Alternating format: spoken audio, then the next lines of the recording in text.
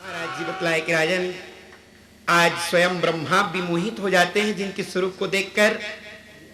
स्वयं में है वही परमात्मा जिसका दर्शन आप करना चाहते थे। बाबा, मैं कौन से रूप में आपको दर्शन दूं? बाबा ने कहा, एक बार उस स्वरूप का दर्शन करा दो न कन्हैया। आतप तापित भूमौ माधव माधव माधव।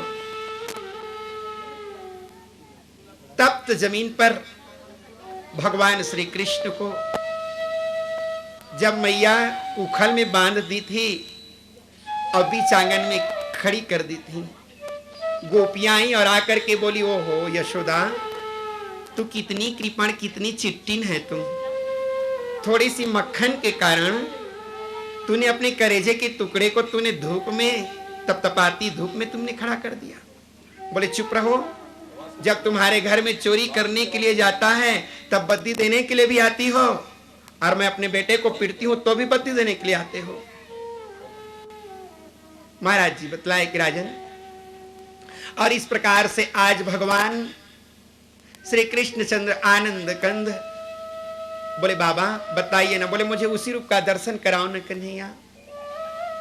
जिस समय आपने प्रतिज्ञा किया था मैं अस्त्र शस्त्र धारण नहीं करूंगा, और मैं भी प्रतिज्ञा किया था जब तक मैं आपको शस्त्र धारण नहीं करा लूंगा, आज जो हरिहीन शस्त्र गहाऊं, आज जो हरिहीन शस्त्र गहाऊं, तौला जो गंगा जननी को शांतनु सुत न कहाऊं, आज जो हरिहीन शस्त्र गहाऊं। मैं भी शस्त्र धारण कराऊंगा महाराज, और आपने अपनी प्रतिज्ञा को ठुकरा दिया, और मेरी प्रतिज्ञा की मान की रक्षा के लिए आपने शस्त्र धारण किया। भगवान आज भीष्म पितामह पूछे, बाबा केशव आप भी हार जाते हो? भगवान बोले, मैं तो सदा भक्तों से हारा हूं, मैं कभी उनसे जीत नहीं सकता। भक्त बड़े भगवान नहीं, मैं बड़ा नहीं हूं पितामह। भक्त बड़े भगवान नहीं, यह वेद पुराण कहा करते, भक्तों को परवाह कहां, उनकी प्रभु भार वहां करते। मैं बड़ा नहीं हूं, बड़ा तो मेरा भक्त है, और मेरा भक्त जैसा चाहता है मैं वैसा ही मुझको करना पड़ता है। आज भगवान अपनी प्रतिज्ञा को तोड़ दिए। महाराज आपने शस्त्र धारण करके जब चक्का को उठाया तो लोगों की नजर में वो चक्का था, लेकिन समझ गए भीष्म पितामह, ये चक्का नहीं, ये तो चक्र है।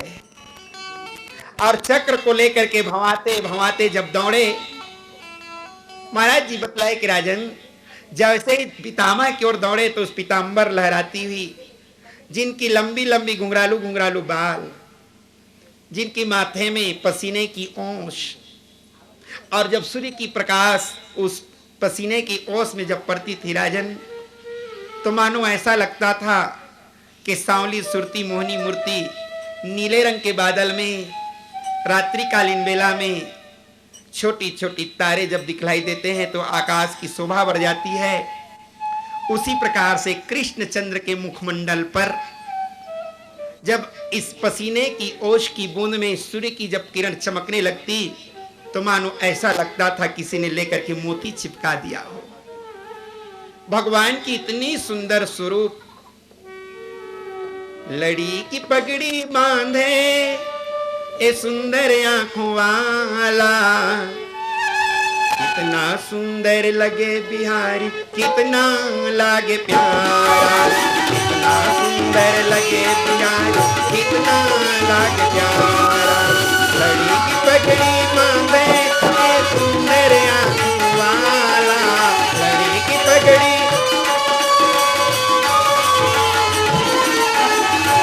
सुंदर लगे बिहारी, कितना लागे प्यारा, कितना सुंदर लगे बिहारी, कितना लागे प्यारा। लड़ी की पगड़ी बांधे ए सुंदर आंखों वाला, लड़ी की पगड़ी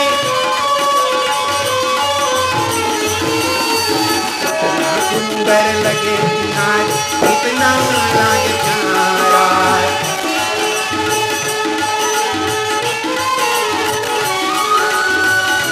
सुंदर लगे बिहारी कितना लागे प्यारा।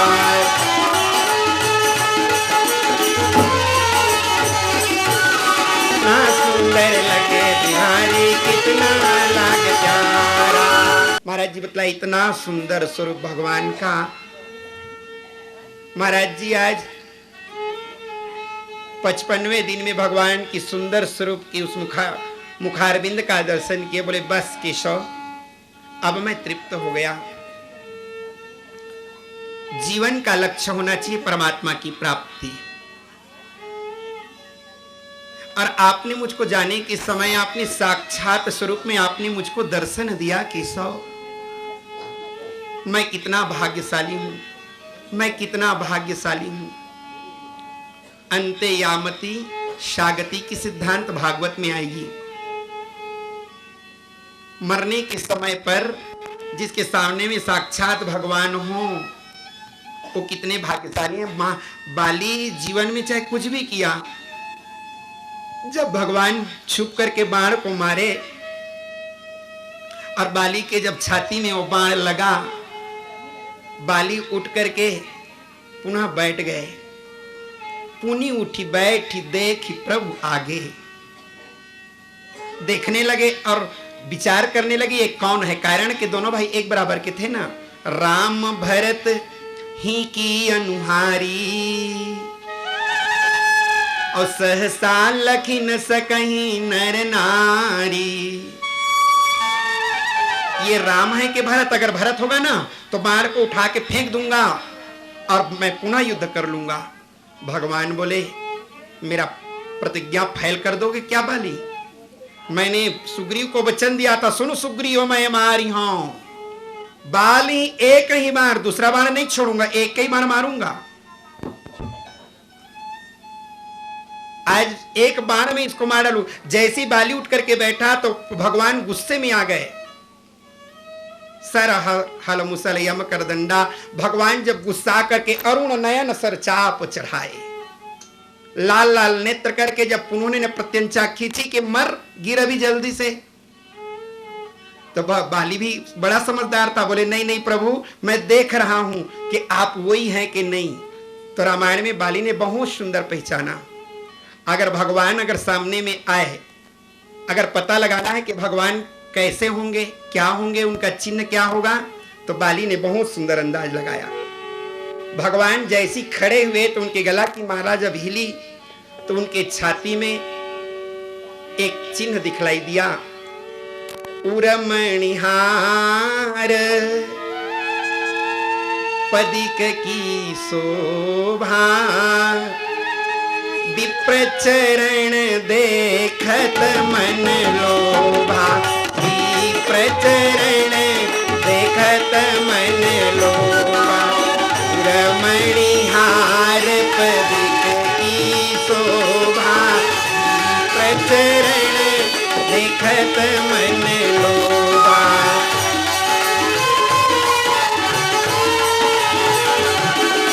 उन्होंने भृगु के चरण चिन्ह को उन्होंने देखा और बाली पहचान ले। बस प्रभु अब मैं मरना चाहता हूं। भगवान ने कहा अचल करूं, अचल कर दूं। बोले आप अचल मत कीजिए महाराज, आप क्यों अचल कर रहे हैं? अरे इस स्वरूप के दर्शन के लिए बड़े बड़े संत योगी महात्मा तरसते रहते हैं प्रभु, और आप मेरे सामने में साक्षात आप खड़े हैं और बोलते हैं कि मैं अचल कर दूं। अब मैं अचल होना नहीं चाहता, अब तो मैं चलना चाहता हूं। आपके दर्शन के बाद फिर कोई अभिलाषा नहीं रह जाती, मैं पूर्ण रूप से तृप्त हो गया। महाराज जी बतलाए कि राजन ये मृत्यु की समय की घटना वर्णन किया गया कि अगर मृत्यु के समय ऐसी अगर स्थिति परिस्थिति बन जाए तो वह मृत्यु भी कई प्रकार की होती है मनोज। एक मृत्यु नहीं होती। एक मौत का नाम है ऋषि मौत। एक मौत का नाम है ऋषि मौत, जिसको प्रथम मौत कहा गया, और एक मौत का नाम है मनुष्य मौत। ये सब ऋषि मौत के अंतर्गत आते हैं भैया। महाराज जी बतलाए कि राजन ये आज भगवान पितामह जब देखते हैं कि सामने में खड़े हुए केशव, मरने के समय पर उन्होंने कहा केशव, बोले क्या है? आज तक जिसको मैं संभाल करके पोस पाल के बड़ा किया था, अब मैं उसका पाणी ग्रहण करना चाहता हूँ। केशव, केशव बोले आप किसका पाणी ग्रहण? बोले मेरी बेटी का। केशव सुन के अकबक्का गए जी, आश्चर्य में पड़ गए कि आपकी बेटी? बोले हाँ। बोले आप तो महाराज जी प्रतिज्ञाधारी हैं कि आजीवन में ब्रह्मचर्य व्रत का पालन करूंगा, और आपका बेटी आएगा कहाँ से? बोले है केशव, मेरी एक लौती बहुत दुलौरी मेरी बेटी है, मैं उसी बेटी का पाणी ग्रहण करना चाहता हूँ केशव, इसे आप स्वीकार कर लो ना। मैं मनसा वाचा कर्मणा के द्वारा मैं अपनी बेटी को आपके हाथ में पाणी ग्रहण करना चाहता हूँ केशव, इसे स्वीकार कर लो। जब तक के हम अपनी बेटी का पाणी ग्रहण केशव के साथ नहीं कराएंगे, जब तक कन्हैया को अपना दामाद नहीं बनाएंगे, तब तक इस संसार सागर से जाते समय एक व्यथा लेकर के जाना पड़ेगा। इस व्यथा को यही हल कर दें हम अपने जीवन के, वो व्यथा हमारे साथ में न जाए। और वो व्यथा मिटेगी कैसे? तो बोले केवल और केवल केशव के हाथ से मिटेगी। अच्छा किए केशव, इसको स्वीकार कर लीजिए। केशव बोले मैं पूर्ण रूप से इसे स्वीकार कर लिया बाबा। पांचों भाई पांडवों ने आके प्रणाम किया, द्रौपदी भी आके प्रणाम की। कल्याण हो, सौभाग्यवती भव बेटी। महाराज जी बतलाए कि राजन, धर्मराज महाराज पूछे बाबा केशव का कहना है राजगद्दी पर बैठो। कैसे बैठूं? मुझको प्रजा का संचालन करने नहीं आता, कैसे संचालन करूंगा बाबा? बोले बहुत सुंदर बेटा, आए हो एक ही बात याद रखना रे धर्मराज, राजनीति बिनु धन बिनु धैर्य मां, हरहि समल पे बिनु सत कर्मा, हरहि समल पे बिनु सत कर्मा, राजनीति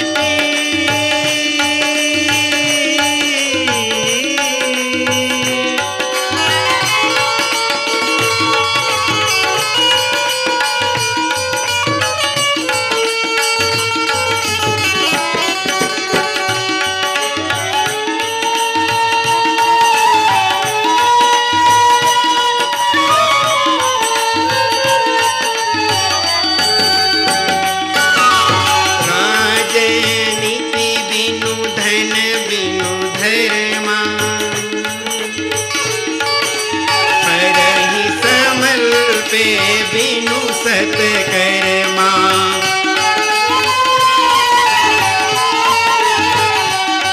ये हरहि समल पे बिनु सत कर्मा।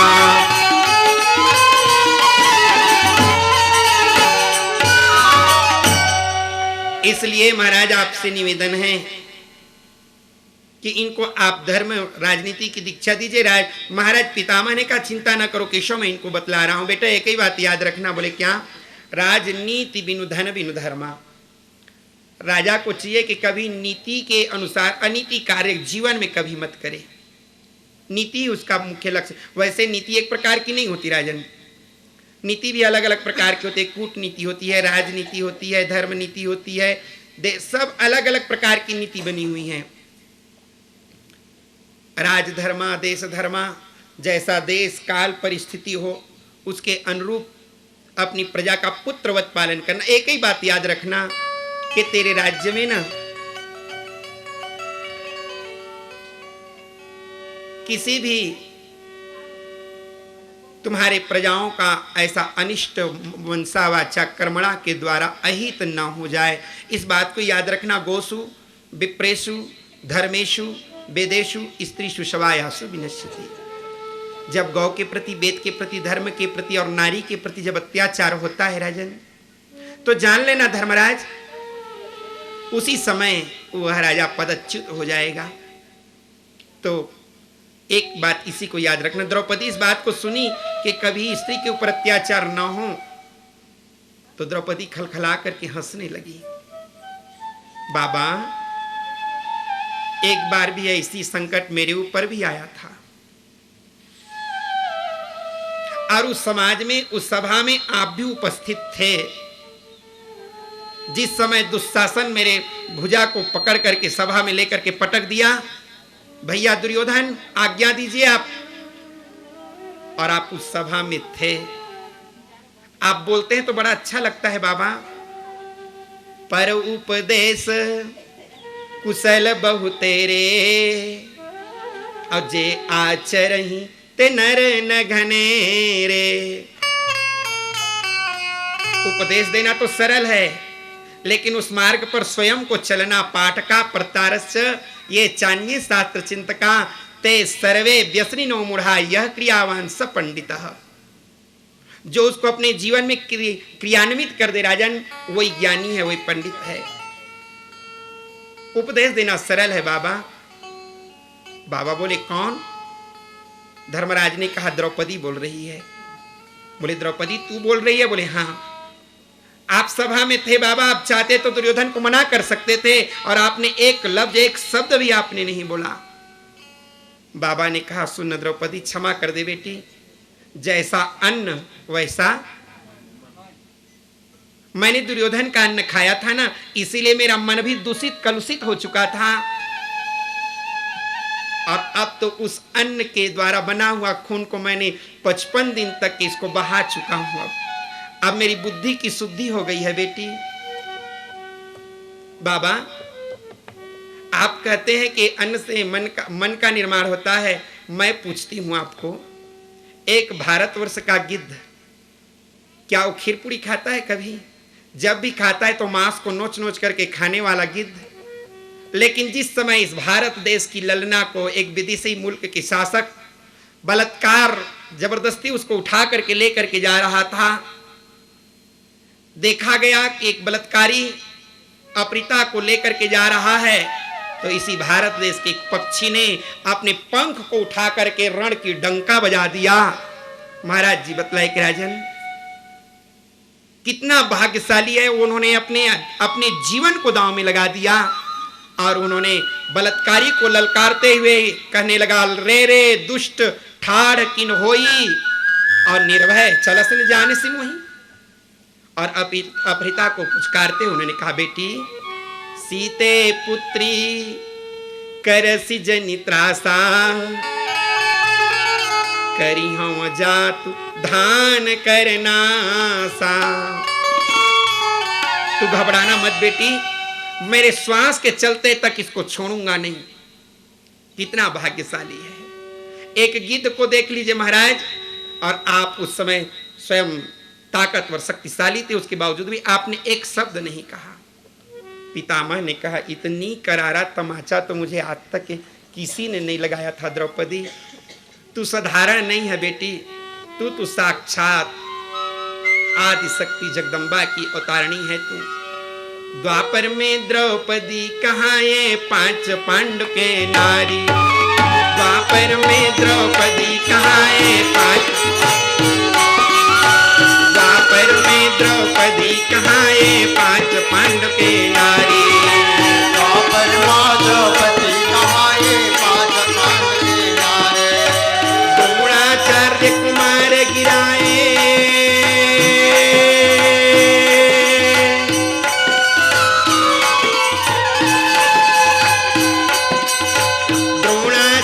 कुमार गिराए कौरव कुल संहारी, महारानी माता अलख पुरुष के माँ, महारानी माता आदि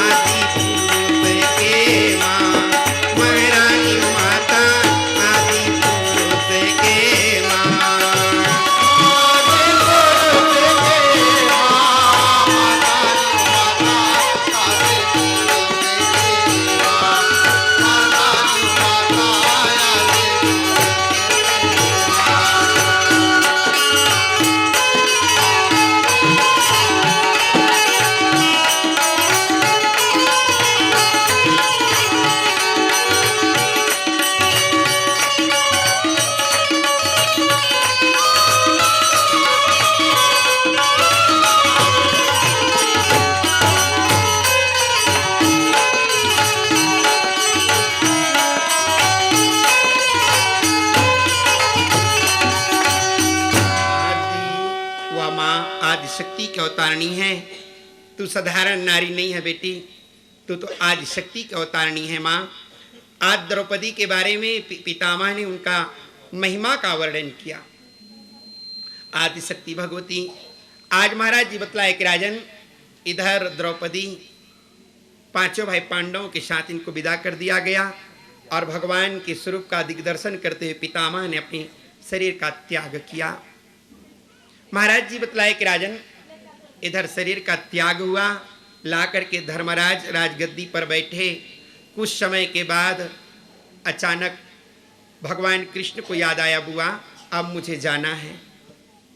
मत जा कन्हैया, तुम चले जाओगे मैं कैसे रह पाऊंगी। बुआ अब तो मैं तेरे बेटे को राजगद्दी दे दिया, जंगल में तुम्हारा बेटा घूम घूम करके जीवन यापन करता था। तेरे संकट के समय पर मैं हमेशा रहूंगा, पहले भी था और भविष्य में भी रहूंगा। बुआ अब तुम्हारे जीवन में संपत्ति आ गई है, अब मुझको जाना जरूरी है। बुआ जिसके जीवन में संपत्ति आती है तो क्या उसके पास तुम नहीं रहते केशव। भगवान बोले नहीं, मैं तो विपत्ति पर रहने वाले व्यक्ति के पास हमेशा रहता हूं। बुआ एक भारत की एक ऐसी महिला, हम लोग मंदिर में जाते हैं तो यही कहते हैं, प्रभु सुख संपत्ति घरे आवे, कष्ट मीटे तन का। हम सुख संपत्ति मांगते हैं, भगवान कहते हैं ले लो, लेकिन मुझको। तो कुंती ने कहा मुझको सुख संपत्ति मत देना। तो भागवत में बहुत सुंदर वेद व्यास जी ने लिखा, केशव विपदः सन्तु नः सस्व तत्र तत्र जगद्गुरो, भवतो दर्शनं यत् स्यात् पुनर्भव दर्शनम। मुझे वो सुख मत देना केशव, उस सुख को लेके क्या करूंगी। सुख के माथे सिल पर जो नाम हृदय से जाए, बलिहारी वा दुख की जो पल पल नाम रटाए। अगर देना ही चाहते हो न कन्हैया तो मुझे दुख दे देना केशव, ताकि तुम रहो। भगवान चले गए। इधर भगवान के वहां दिव्य स्वागत हुआ, राजोचित स्वागत हुआ। भगवान अपनी सुधर्मा सभा में बैठे। इधर जाने के बाद में बुआ रात दिन कृष्ण के चिंतन में लगी रहती थी। इधर उत्तरा के गर्भ में प्रसव की पीड़ा हुई। 9वां महीना समाप्त होने वाला था। गर्भ की प्रसव पीड़ा तो हुई, एक बच्चा भी पैदा हुआ, लेकिन बच्चा रोया नहीं। इच्छित टकटकी लगा करके देखने लगा चारों तरफ को। दौड़ती हुई दासी आई धर्मराज के पास, बोले महाराज की जय हो। बोले क्या समाचार है। बोले महाराज पुत्र रत्न की प्राप्ति हुई है। खट से मोती की माला को गले में डाल दिए। महाराज पुत्र तो हुआ, लेकिन वो पुत्र रो नहीं रहा है, क्या इलाज करवाना पड़ेगा। बोले पता नहीं महाराज, वो रोता नहीं देखता भर है। बोले बच्चा तो स्वस्थ है। बोले पूर्ण स्वस्थ है महाराज। धर्मराज ने अपने दर्शन के लिए नहीं, पहले पंडितों को बुलाया और पंडितों से बुला करके बोले महाराज आप देखिए तो बच्चे को, बच्चे का भाग्य कैसा है। पंडितों ने देख कर कहा वाह वाह धर्मराज, परीक्षिणे सुबंसेषु जातो यस्माद्वरः सुतः तस्मात् परीक्षितो नाम विख्यातः पृथ्वीतले। हे धर्मराज, परीक्षिणे सुबंसेषु जातो यस्माद्वरः सुतः तस्मात् परीक्षितो नाम। ये पैदा होते ही साथ इन्होंने परीक्षण किया था। किस चीज का। जो गर्भ के अंदर में जिन्होंने भगवान का दिग्दर्शन किया था, उसी को बाहर में आने के बाद भी वो खोज रहा था कि वो परमात्मा है कहाँ। इन्होंने परीक्षण किया, इसीलिए आज से इस बालक का नाम होगा, बोले परीक्षित महाराज की। और उस बालक का नाम हुआ परीक्षित। यहीं से भागवत प्रादुर्भूत होगा। इन्हीं के जीवन से भागवत निकलेगी। पंडितों ने कहा इसके हाथ से आगे चल करके कुछ ऐसा कर्म हो जाएगा राजन जो साधुओं का अपमान जैसे लग रहा है। धर्मराज ने कहा मेरे वंश में ऐसा पुत्र उचित नहीं है बाबा। साधुओं ने देख करके, ब्राह्मणों ने देख करके बतलाया, बोले होगा अशुभ, लेकिन वह अशुभ होने के साथ साथ महाशुभ भी बन जाएगा। बोले वो कैसे? बोले अशुभ तो होगा लेकिन उसी अशुभ में महाशुभ छिपी होगी। चिंता मत करो धर्मराज। धर्मराज राजगद्दी पर बैठ करके इधर गांधारी आदि को साथ में लेकर के विदुर जी जंगल की ओर चले गए भगवत भजन के लिए। धर्मराज भी अपने राजगद्दी में बैठ करके प्रजा का पुत्रवत पालन कर रहे थे। समय गुजरने लगा, बहुत दिन हो गया कि सब अभी तक के आया नहीं, एक पत्र भी नहीं भेजा। अर्जुन पता तो लगाओ, मेरा केशव तो ठीक है ना? अर्जुन जैसी रथ में बैठ करके द्वारिकापुरी की ओर जब प्रस्थान किए तो अशुभ होन लागे तत्काला, उसी समय तत्काल अशुभ अशुभ लक्षण दिखलाई देने लगा। अर्जुन घबराने लगे, कन्हैया का तबीयत खराब हो गया है क्या? द्वारिकापुरी में कोई अनहोनी घटना घटने वाली है क्या? जिस द्वारिकापुरी में शंख घंट घड़ियाल की आवाज निकलते रहती थी, आज उसी द्वारिकापुरी में गधे की रेकने की आवाज, कुत्ते की आवाज, सियार की आवाज सब निकलने लगी। अशुभ, बहुत अशुभ होने लगा। भगवान दौड़ते दौड़ते दौड़ते सुधर्मा सभा में गए। केशव के पैर को पकड़ करके रोने लगा। ये क्या हुआ केशव? बोले बस अर्जुन, अच्छे मौके पर आए हुए 16,100 जो है ना, इनको लेकर के चले जाओ। ये 8 तो मेरे जाने के बाद मृत्यु गति को प्राप्त हो जाएंगे। ये सोने और चांदी का जो महल तुम देख रहे हो ना, हीरे मोती का, जितना भरना चाहते हो भर लो और ले जाओ, क्योंकि मैं जब नहीं रहूंगा द्वारिका में ना, तो द्वारिका समुद्र में डूब जाएगी, इसलिए तुम ले जाओ इसको। महाराज जी बतलाए कि राजन, अर्जुन को विदा करने के समय अर्जुन कन्हैया के पैर को पकड़ के रोने लगा। मैं केशव, मैं कैसे जिंदा रहूंगा?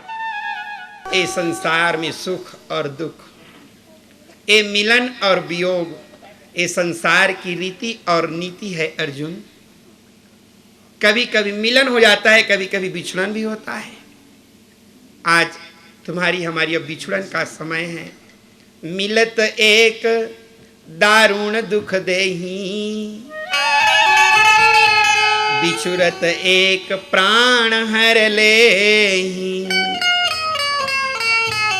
बिछड़न से ना कभी कभी प्राण चला जाता है। केशव, मैं कैसे जिंदा रहूंगा?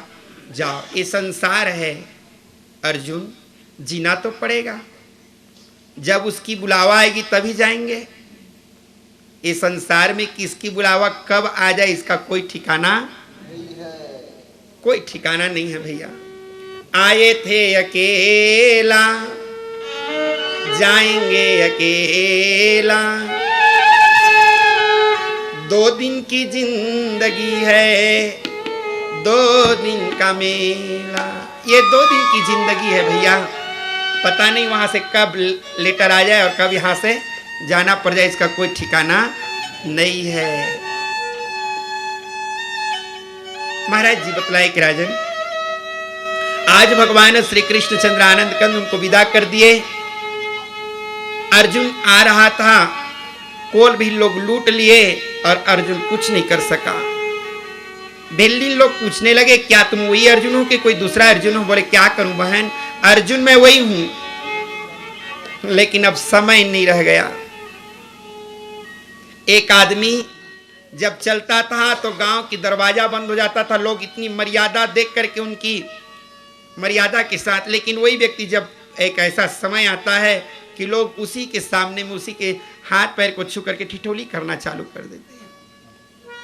पुरुष बली नहीं होता है, समय होत बलवान, भिल्लिन पूछे गोपिका, वहीं अर्जुन वहीं बाण। सब वही है, अर्जुन भी वही है, बाण भी वही है, लेकिन समय अब नहीं रह गया। धर्मराज अर्जुन को रोते हुए देख करके पूछा, क्या हुआ अर्जुन, क्या मेरा कन्हैया का तबीयत? बोले धर्मराज भैया, बोले क्या? बोले अब मेरा कन्हैया नहीं रहा। धर्मराज विरह की अग्नि में जलने लगे, आंखों से अश्रु की धारा टपकने लग गई। क्या वो द्वारिका अभी भी द्वारिका है? बोले अब द्वारिका पूरी नहीं रह गई, द्वारिका तो समुद्र के अंदर डूब चुका है।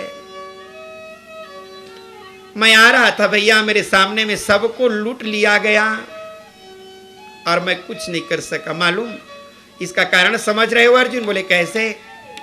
जब तक के टार्च में के अंदर में जब भरा हुआ मसाला जब रहता है और उसको दबाओगे तो प्रकाश करने लगता है राजन। धीरे धीरे धीरे धीरे जब वो समाप्त हो जाए, बटन को कितने दबाते रहो तो भी वह प्रकाशित करने वाला, हमारे अंदर में जो प्रकाश करने वाला था ना, वह प्रकाशित करने वाला आज वो बैटरी डिस्चार्ज हो चुका है केशव, अब नहीं रहा। अब संसार में रह करके अब हम करेंगे क्या? तो चलो हम भी चलते हैं। पांचों भाई पांडव, द्रौपदी भी तैयार हुई, मैं भी जाऊंगी, महाप्रयाण है, द्रौपदी मत जाना। बोले किसको कहते हैं महाराज महाप्रयाण? बोले एक बार जाने के बाद दोबारा जो लौट के ना आए उसी का नाम है महाप्रयाण। मैं भी जाऊंगी, आप लोग चले जाओगे तो मैं किसके सहारे पर जिंदा रहूंगी? जाने लगे तो परीक्षित उस समय 36 वर्ष के हो चुके थे। दौड़ते दौड़ते आए, बोले दादा मुझको छोड़ के आप जा रहे हैं?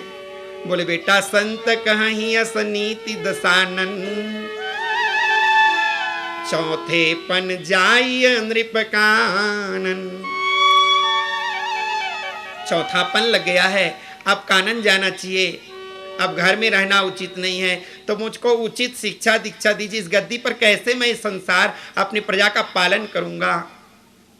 तो धर्मराज ने गद्दी पर बैठा करके उन्होंने कहा कि बेटा एक बात याद रखना परीक्षित, जीवन में सब कुछ सह लेना। जिस राजा के राज्य में ना जासु राज प्रिय प्रजा दुखारी, सो नृपय वसी नरक अधिकारी। जिस राजा के राज्य में प्रजा दुखी होता है ना, तो ये मान के चलना, ये मान करके चलना राजन के जरूर वह राजा नरकगामी होगा। और राजा को अलग तपस्या करने की आवश्यकता नहीं, प्रजा की पुत्रवत पालन कर दे तो प्रजा राजा की मुक्ति हो जाती है। कैसे मैं प्रजा का पालन करूंगा? तो बोले उसी प्रकार से जिस प्रकार से एक चातक पक्षी अपने बेटे को समझा रही थी चिड़िया के, बोले बेटा रे रे चातक सावधान मनसा मित्रम क्षणम श्रूयताम, अम्बोधा बहो हि सन्ति गगने सर्वे पिनैतादृशा, केचित् वृष्टि विरात्रियन्ति वसुधा गर्जन्ति केचित् वृथा, यं यं पश्यसि तस्य पुरतो मा ब्रूहि दीनं वचः, मा ब्रूहि दीनं वचः। रे रे चातक सावधान, क्षणम कुछ क्षण के लिए रुक और मेरी बात को सुन। श्रूयताम सुन ले। अम्बोधा बहो हि सन्ति गगने, ये जो बादल की ओर तू देख करके ना आवाज लगा, पीऊ पीऊ की आवाज लगा रहा है, ये गरजने वाला बरसने वाला नहीं है बेटा। और हम तो स्वाति नक्षत्र में जो आकाश से हमारे चोंच में जो पानी पड़ती है ना, हम उसी को पीकर तृप्त हो जाते हैं, बाकी हमको पानी पीने की आवश्यकता नहीं बेटा। हम लोग ना नीचे के पानी को नहीं पीते रे, हम लोग ऊंचे जाति के हैं ना, ऊंची जात पपीहरा अपिय न नीचोनी। हम ऊंचे कुल के हैं बेटा, हम लोग नीचे के पानी को नहीं पीते, इसी बात को याद रखना। तो उसी समय माँ के बताने के बाद में एक बर्फ का टुकड़ा चोंच में गिरा और नीचे में गंगा नदी बह रही थी, जिसके एक बूंद को पाने के लिए लोग तरसते हैं, वह गंगा में गिरा मरते समय। तो बोले माँ बोली थी चाहे गंगा ही क्यों न रहे, मैं अपने जाति की मर्यादा को मिटाऊंगा नहीं। गिरा भी तो ऐसा गिरा कि उसका चोंच ऊपर करके गिरा और गिरते ही साथ उसका प्राणांत हो गया। बेटा, जब एक भारत की चिड़िया अपनी जाति अपनी मर्यादा की रक्षा कर लेता है बेटा, तो हमें भी अपनी जाति धर्म का मर्यादा की रक्षा जरूर करना, चाहे कितनों संकट क्यों ना आ जाए, उस संकट को सह लेना, लेकिन संकट के समय पर पदच्युत धर्मच्युत मत हो जाना। और धर्मराज समझा करके चले गए और पांचों भाई पांडव द्रौपदी के साथ महाप्रयाण की ओर चल रहे हैं। जब बद्री नारायण क्षेत्र में आए, नारायण जी के साक्षात दर्शन करके पांचों भाई पांडव नारायण जी से विदा लिए। बोले, नारायण जी, हमने आपका दर्शन किया, अब आपके उस परम धाम की ओर जाने की समय आ चुका है। जाने के समय पर आप हमको राह बतलावें। तो कहा गया है, स्वर्ग की दरवाजा यहीं से प्रारंभ होती है। महाराज बतलाए, नारायण जी बतलाए कि राजन, पांचों भाई पांडव जाना चाहते हो? बोले, हाँ महाराज, हम पांचों भाई पांडव जाना चाहते हैं। नारायण जी ने कहा, यहीं से सीधा, इसी स्थान का नाम है स्वर्गारोहणी स्थान, इसी स्थान से तुम स्वर्ग लोक की तरफ आरोहण करो राजन। इसीलिए उस स्थान का नाम पड़ा स्वर्गारोहणी स्थान। पांचों भाई पांडव द्रौपदी के साथ स्वर्गारोहण के लिए प्रस्थान किए। जैसे जब यहां से नारायण जी के दर्शन करके जब वो प्रस्थान किए चलना, तो एक काले रंग का कुत्ता आया। आज भी आता है, कभी कभी देखना, उस समय भी आया काले रंग का कुत्ता और इनके पीछे लग गया। जब पीछे लगा, जाते जाते द्रौपदी को थकान महसूस हुआ। धर्मराज बोले थे, न पीछे देखना होगा और न गिरे हुए को उठाना होगा, ये महाप्रयाण है, सीधा आगे बढ़ना होगा। वह कुत्ता आया, जैसी अपनी लात से मारा पैर द्रौपदी के पैर को, द्रौपदी फट से गिर गई और द्रौपदी का शरीर बर्फ में गलने लगा। द्रौपदी आवाज लगाई, सहदेव अपनी बाण की नोक को देना, मैं उठ के खड़ी हो जाऊं। आगे से आवाज आया धर्मराज से, सहदेव, हाँ भैया, ये महाप्रयाण है, न पीछे देखना होगा, न गिरे हुए को उठाना होगा। भैया आगे बढ़े? बोले, आगे बढ़िए। द्रौपदी का शरीर गलने लगा और वह कुत्ता लाश को पार करके सहदेव के पीछे आया। फिर आगे की ओर बढ़ने लगे। सहदेव को भी कुत्ता मारा अपने पैर से, सहदेव भी गिर पड़ा, उनका भी शरीर गलने लगा। बचाओ बचाओ नकुल। आगे से आवाज आया, महाप्रयाण है, हाँ भैया आपके वचनों का ध्यान है, आगे बढ़े? बोले, आगे बढ़िए। भीमसेन ने प्रश्न किया, भैया आखिर में द्रौपदी मरी तो मरी क्यों?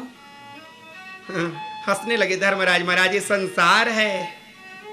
भीमसेन, यहां जो आता है ना, सबको मरना पड़ता है, तुम भी आए हो, हम भी आए, सबको। तो बोले, मरते क्यों है भैया, आप बतलाइए ना। बोले, पाप के कारण, जिस आदमी का पाप होता है उसको मरना पड़ता है। तो द्रौपदी जैसे सती नारी के द्वारा ऐसा कौन सा पाप हो गया जिससे मरना पड़ गया? बोले, पाप भी दो प्रकार का होता है राजन। एक का पाप का नाम है प्रत्यक्ष पाप, एक पाप का नाम है प्रच्छन्न पाप। आदमी एक पाप ऐसा होता है जिसको जानबूझ के कर देता है, और एक पाप ऐसा होता है जो चाहता नहीं लेकिन हो जाता है। एक आदमी धर्म का सेठ था नगर का, सोचा, बोले क्या करूं गुरुदेव? बोले, तू भी अच्छा बढ़िया धर्मशाला बनवा ले, मंदिर बनवा ले, आदि कई ठो धर्म का कार्य कर ले। तू एक मंदिर का निर्माण करवा रहा था, धर्म का कार्य कर रहा था ना। पथिक लोग आए और उसी मंदिर के नीचे में बैठे। अचानक पता नहीं कैसे वह पड़ा हुआ जो छत था, अभी तत्काल बना हुआ था, कैसे नीचे की ओर ढहा कि पांचों व्यक्ति पथिक लोग उसी में सब के सब अंदर में आकर के छत के नीचे में मर गए। गांव के लोग कहने लगे, लो कर रहा था धर्म और हो गया। आदमी चाहता नहीं लेकिन हो जाता है। कभी कभी कुधर्म करते करते भी धर्म बन जाता है। महादेव के मंदिर में एक दीपक जल रहा था, एक चूहा आया, दीपक को जलाने के लिए नहीं ना, तेल सूख चुका था, बाती को खाने के लिए आया। जैसी बाती को खाने के लिए आया, जब अपने मुंह को जैसी उस आग की ज्वाला की ओर पहुंचा तो उसका चोट जलने लगा, हड़बड़ा करके भागा तो जो बुझने वाला दिया था वो लफड़फा करके और जलने लगा। महादेव अपने डमरू को लेकर के डम डम डम डम प्रकट हो गए। बरम रूही बर मांग ले मुसवा, क्या लेना चाहता है तू? आज ये चूहा आया था बुझाने के लिए, लेकिन मिल गया वरदान। जो चूहा थोड़ी देर के लिए दीपक जला दिया, जो रोज भगवान के मंदिर में दीपक जलाते हैं, भगवान उनको कौन सा दिव्य लोक देते होंगे। जो भी हम कार्य करते हैं इनके प्रति भगवान अपने पास नहीं रखते, सबको भगवान हम देते हैं एक और वापस करते हैं लाखों करोड़ों के रूप में। तभी तो द्रौपदी के जब सभा के बीच में साड़ी खींची गई तो भगवान ने एक दिन की बदला को आज वो चुका रहे हैं। किस दिन? जिस समय भगवान शिशुपाल के गर्दन को उन्होंने चक्र से काटा, उंगली कट गई तो रुक्मणी आदि उनकी नारियां सब के सब कपड़ा खोज रही थी उनको लपेटने के लिए, कन्हैया के उंगली कटी हुई उंगली को लपेटने के लिए। द्रौपदी मालूम उस दिन 9 लाख की साड़ी पहनी थी द्रौपदी। देखा अपने भैया की उंगली कटी हुई उंगली को देखा, द्रौपदी अपने दांत में दबा करके फर से फाड़ी और कन्हैया की उंगली में लेकर के लपेट दी। कन्हैया ने देखा द्रौपदी तू तो 9 लाख की साड़ी पहनी है और इन लोगों को देखो अभी एक कपड़ा ढूंढ रही है बांधने के लिए, और तुम, वाह मेरी बहन, मेरे उंगली में आज कपड़े लपेटने के लिए तूने 9 लाख इस साड़ी को तूने काट करके फाड़ करके मेरे उंगली पर लपेट दिया। द्रौपदी, रहेगा याद ये दिन मैं न जीवन में भुलाऊंगा, कब समय पर देखना कृष्णा तुम्हारे काम आऊंगा, समय पर देखना कृष्णा तुम्हारे काम आऊंगा, समय पर देखना कृष्णा तुम्हारे काम आऊंगा, रहेगा याद ये दिन मैं न जीवन में भुलाऊंगा, समय पर देखना कृष्णा तुम्हारे काम आऊंगा।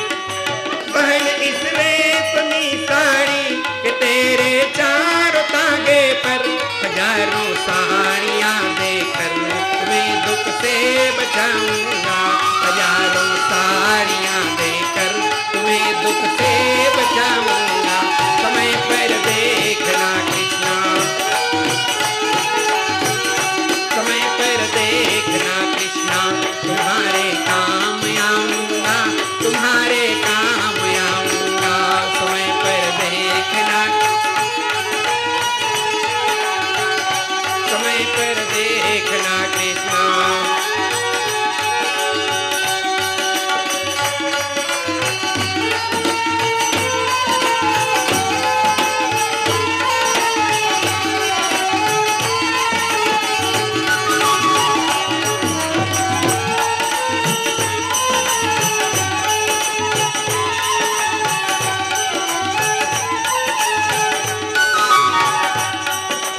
याद ये दिन मैं जीवन में भुलाऊंगा, रहेगा याद ये दिन मैं,